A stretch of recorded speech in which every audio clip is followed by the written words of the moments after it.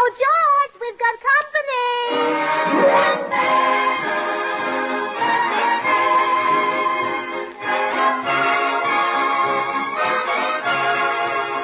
And now meet the people who live in the Burns house, George and Gracie.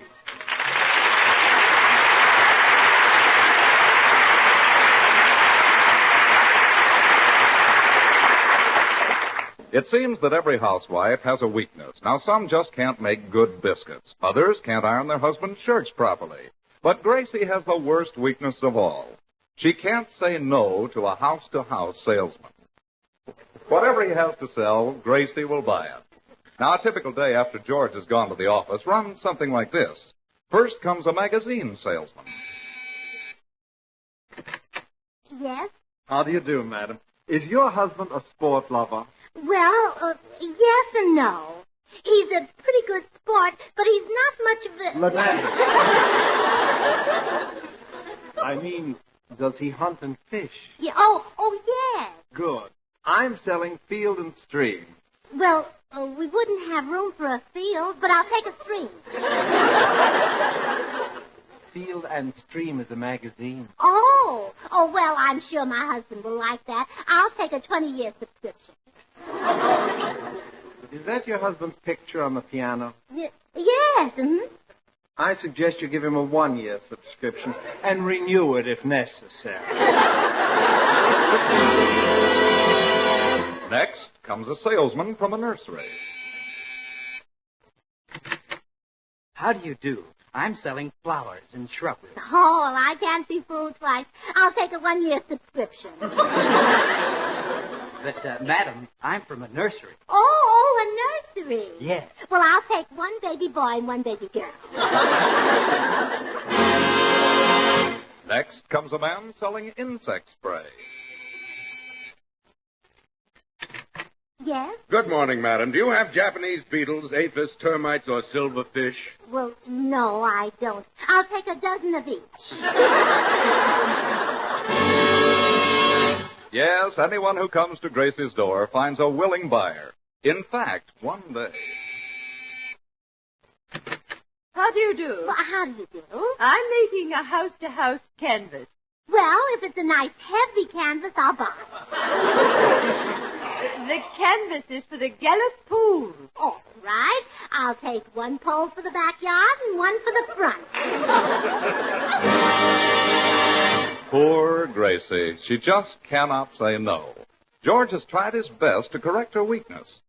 Gracie, I want you to learn how to say no to salesmen. Whatever they say, you answer no. Mm-hmm. All right, dear. Let's see you say it. No. Try it again. No. Now, the next time a salesman comes to the door, that's the only word I want you to speak. No. Right.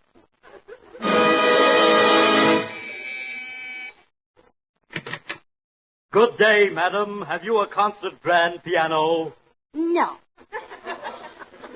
Would one be too expensive for you? No. Do you think your husband would object if you bought one? No. Well, splendid. I see you're both music lovers.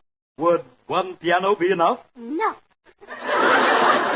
Ah, you'll take one apiece. Excellent. Will tomorrow be soon enough for delivery? No. This afternoon, then. Would you like the easy credit terms? No. That'll be COD $4,000. Good day. George managed to cancel the piano order, but as we look in at the Burns home now, we find him lamenting the stockpile of other merchandise which Gracie has accumulated over the years. Look at our spare room. It's over half full of junk you bought. You must have a fortune in these worthless books alone. What are those? Oh, that's a very valuable set. The Life of Madman Month in 15 volumes. No home should be without that. And here's a book on trigonometry. You don't even know what that means. Oh, I do so. Now take it by syllables. First comes trigger. That's a horse. Then comes nom. That's French for name. And last a tree. You know what that is. So trigonometry is a book about a French horse up a tree.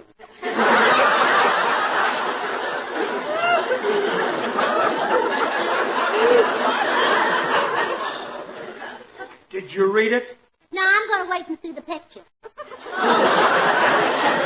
Yes, it ought to be great. Crosby and Hope in the road to trigonometry. What is all this other stuff you bought? Well, that's a rubber stove poker. Rubber poker. Uh-huh. If you make a mistake, you can erase it. And that's a gadget that sharpens pencils underwater. While I'm down there, I'll say hello to Esther Williams. Yeah. And that's a large economy size 5-gallon cocktail shaker. Just the thing to go with my cowboy suit. And that's over there's a pair of garbage cans marked his and hers.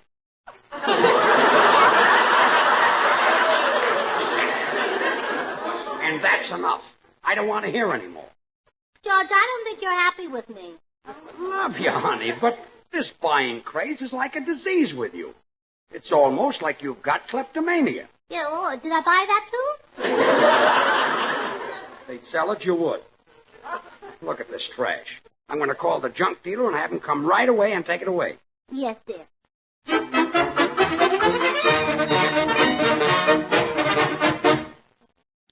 Well, the junk man was here, George, and I made a wonderful deal with him. Good. How much money? $34. Only $34? Well, wasn't that a bargain? And I bought everything but his horse and wagon. I give up. I'm going to the cigar store.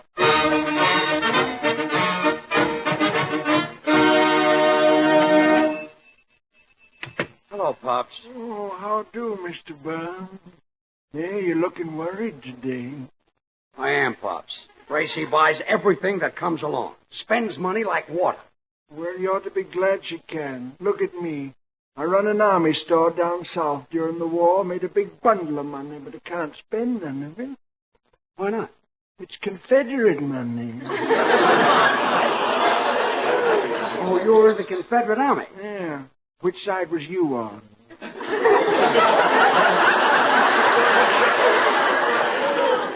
I was 4F.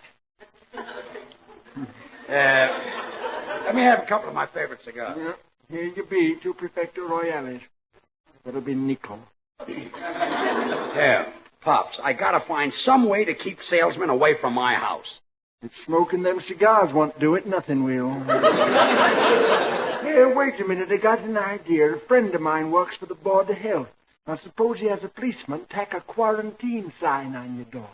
Hey, a quarantine sign on my door. Yeah, that'll keep them away. Sure. Now, you wait on the customers. I'll go back to the stock room and telephone the Board of Health. Excuse me, won't take long. Those salesmen think we're quarantined. They won't... Hello, Pops. Say, you're looking older than usual today. You recognize me, Joe Bagley. Oh, it's you, George. Yes. Well, you don't look so good either. You wouldn't either if you were married to Gracie. She can't say no to a salesman.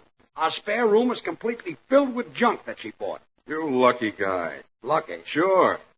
Our spare room is empty, so what happens? My mother-in-law is coming to visit us. The old moose. Joe. What's the matter? Wouldn't you call your mother-in-law that? Certainly not. The old moose would kill me. Hey, Joe. Joe, you just made me realize how valuable that stuff is. As long as our spare room is full, Gracie's mother can't visit us. Yeah.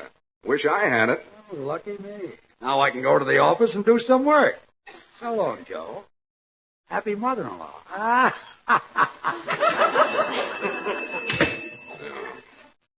If I could talk Gracie into sending for her mother, she'd empty her spare room and I could get the stuff to fill mine. Oh, that'd be a dirty trick to play on George. Yeah, it would, wouldn't it?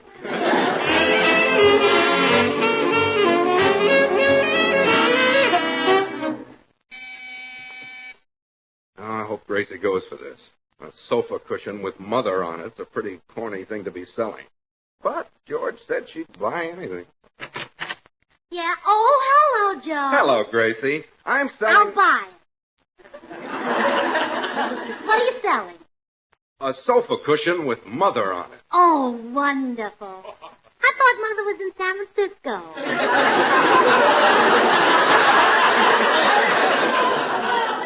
It just has the word Mother on it, Gracie. Oh, How long since you've seen your dear, sweet mother with the silvery hair? I've never seen it. What? Silver is one color. She never dyed it. Oh, but think of her, Gracie. What would it mean to you to see your mother coming up the walk right now? A tiny, frail little wisp of a woman. It would mean she lost about 150 pounds. Your mother pines to see you, Gracie. There's nothing stronger than mother love. Whose hand rocked your cradle through the night? Your mother's. True. True. And when you cried, it was your mother who looked into your crib and said, "What is it, baby?" Oh, Mama was so good to me. And she longs to comfort you again. She's worried about you. She wonders if her darling child is well. Oh, I've been so thoughtless. She lies awake, tears streaming down her furrowed face. She calls out into the night, "Gracie, my baby, how are you?" I'm all right, Mama. How are you?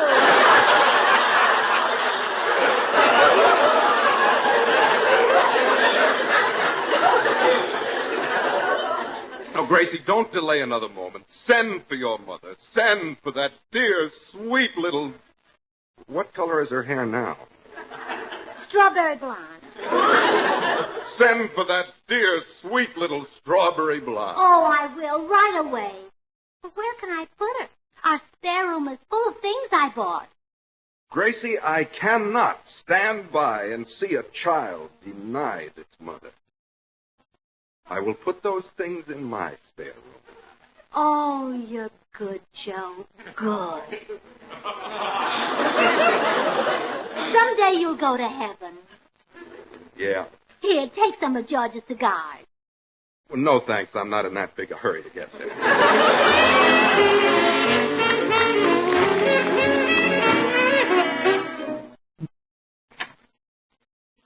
Oh, I'm glad you got back, George. Are you still mad at me for buying all those things? No, honey, I'm tickled to death. Buy all you want. Cram our spare room so full a gopher can't get into it. That's no way to talk about my mother. Huh? Who told you Mama was coming? Your mother's coming? Yes. But there's no room for her. Oh, there is now. That kind, generous Joe Bagley emptied our spare room and put everything in his. What? Oh, he's such a wonderful man and a model husband. You should take after Joe. Give me a club and I will. Look, honey, call your mother and tell her not to come. But she wants to see me. Like Joe Bagley says. There's nothing stronger than mother love. Whose hand threw rocks at your cradle every night? Your mother's. Gracie. When you were a baby, it was your mother who looked into your crib and said, "What is it?" I'm in plenty of trouble.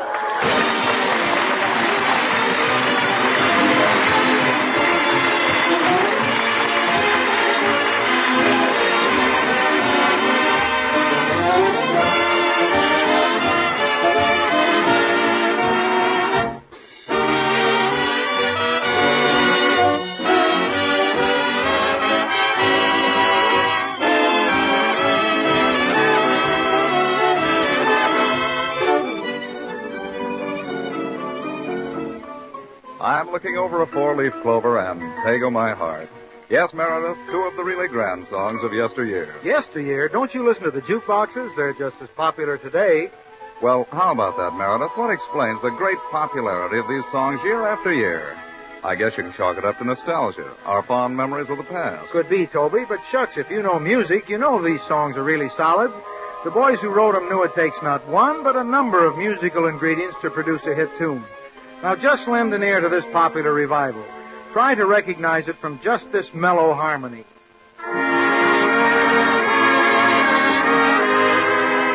Or now with this rich counter melody added. Ah, lovely music, Meredith, but the full song needs more. Then we'll add the vigorous rhythm. And now we'll blend in the melody and complete this favorite song of 1929. Yes, the beautiful and popular You Were Meant for Me.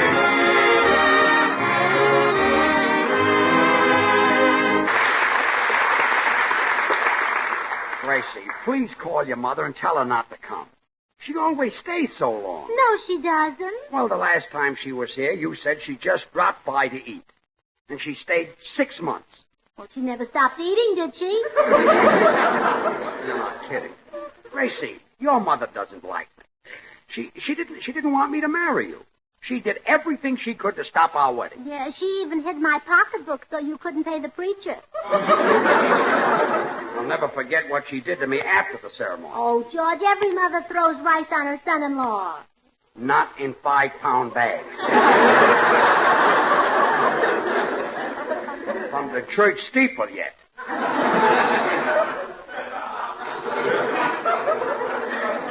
And then she tied my old shoes to the back of the car to be dragged through the streets. But that's the custom after a wedding. I was still wearing them. Oh, Mama was just having fun. You know her Irish sense of humor. Yeah, she's a cute kid. I tell you, Gracie, your mother never did approve of me. She wanted you to marry Joe Muldoon. If she comes here, I'll see who's at the door. Excuse me. Hope it's someone who can help me out of this mess. Hello, all. Meredith, you can be a lifesaver. Very well. What flavor? I love masquerade parties. That's not what I meant. I'll give you $10 if you'll help me keep Gracie's mother away. I'll do it, George. I need the money. I had to pay rather a stiff fine today for playing a flute and a clarinet at the same time. That's a crime? I was also driving a car. Well, here's your $10. Now, you come in and tell Gracie your apartment is being painted, and you'd like to stay in our spare room. She's fond of you, and she'll postpone her mother's visit. Very well. Hello, Gracie. Oh, hello, Meredith. Gracie, may I request your hospitality for a few days? My apartment is being painted. Oh, really? What color? What color? Yes, what color? Well, pardon me a moment. George, you neglected to tell me what color to say. How about green? Goodbye, Meredith. But, George, I'm trying to make the story that we concocted sound convincing. Shall I say blue? Scram. I don't believe I'm familiar with that color. Look, Now, Wilson. look, now it's no use, boys. I know this whole thing was cooked up by George to keep Mama away. Sure. He gave away our secret. Out. Out.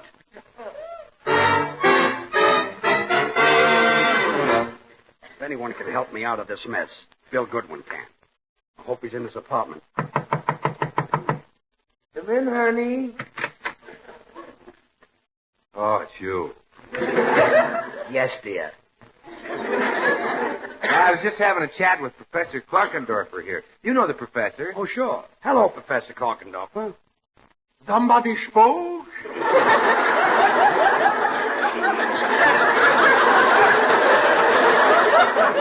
Yes. Remember me? Of course I remember you. I got eyes like a house. How could I forget that long, sunburned nose? That's my cigar. So?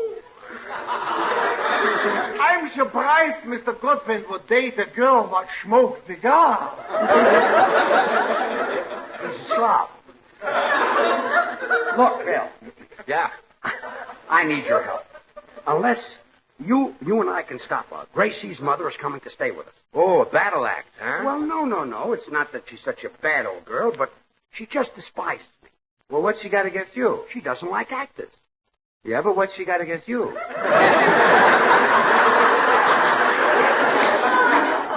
You want to help me or not? Oh, sure, George. I'll go over and talk Gracie into canceling her mother's visit. Let's go.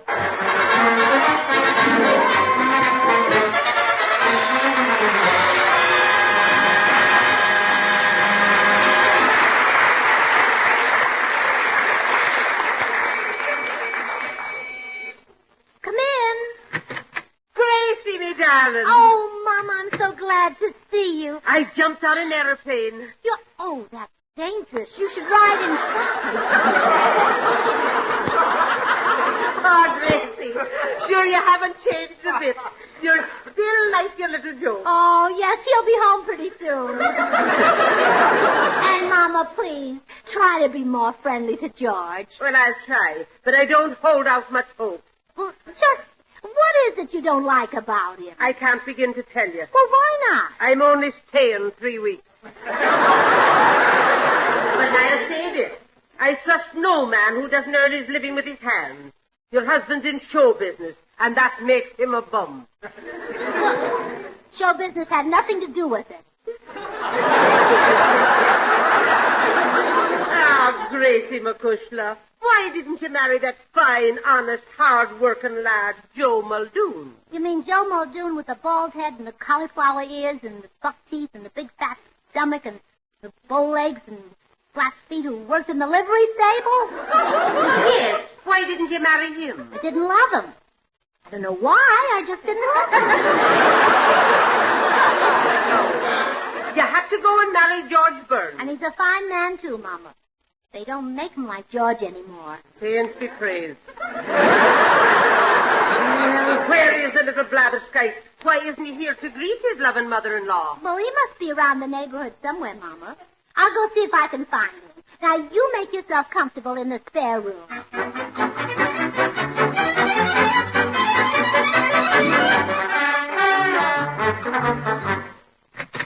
Oh, Gracie. Hey, Gracie. Probably in the spare room fixing it up for Mama. I'll have a look. Well, Gracie, how... Mama. How did you get here so soon? I flew. Oh, I forgot about your broomstick. What was that? Oh, nothing. Glad to see you, Mama. Nice to see you. How are you, Mama? Don't you Mama me.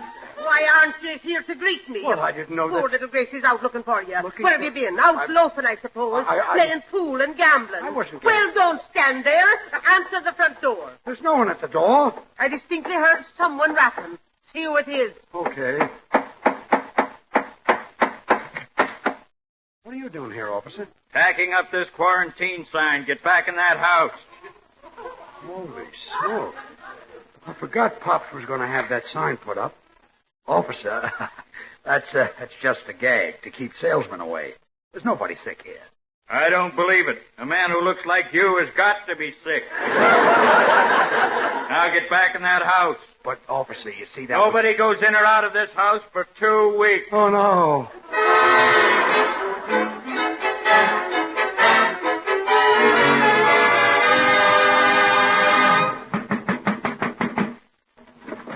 Hello, dear.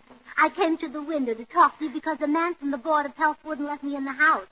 How did you get chicken pox? You haven't eaten chicken for weeks. Gracie, I did... Goodbye, dear.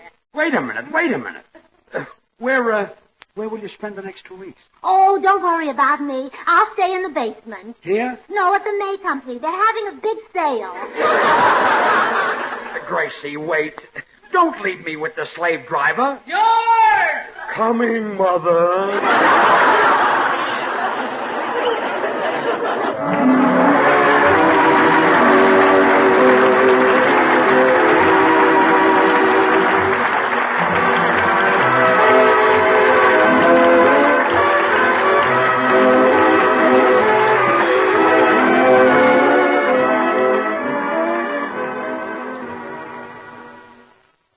For more information on hundreds of cassette products. Something I can do with a nickel. Oh, well, let's go, McCarthy.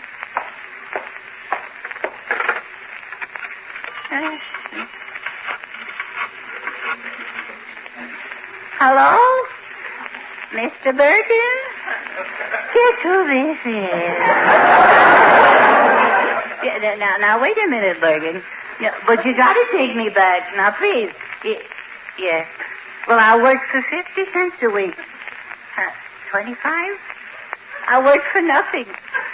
I'll pay you. I'll be your slave, Bergen. Listen, if you'll only take me back this one time.